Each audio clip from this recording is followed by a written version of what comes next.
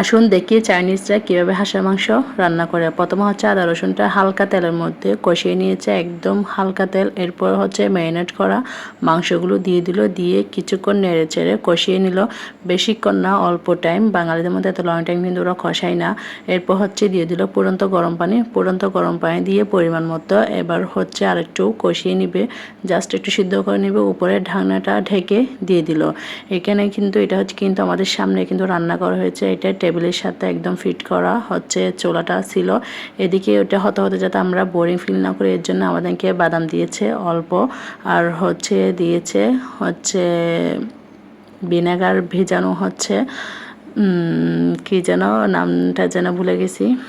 তারপর হচ্ছে ওখানে হচ্ছে ঢাকনাটা দেওয়ার পর আর একটু গরম পানি দিয়ে এখন একটু উল্টিয়ে উনি একটু নেড়ে দিয়েছে, আরও কতগুলো কী কী যেন মশলা দিয়ে দিল। দেন হচ্ছে উপর দিয়ে ওনারা হিটটা দিয়ে দিল উপরে নিচে দুই দিকে, যেহেতু হিট, এর জন্য এটা 25 মিনিটে কিন্তু এটা রান্না হয়ে যাবে, একদম নরম সফট হয়ে যাবে। আসলে অবিশ্বাস্য, বাংলাদেশে কিন্তু অনেক সময় টাইম লাগে, এত টাইম কিন্তু লাগে।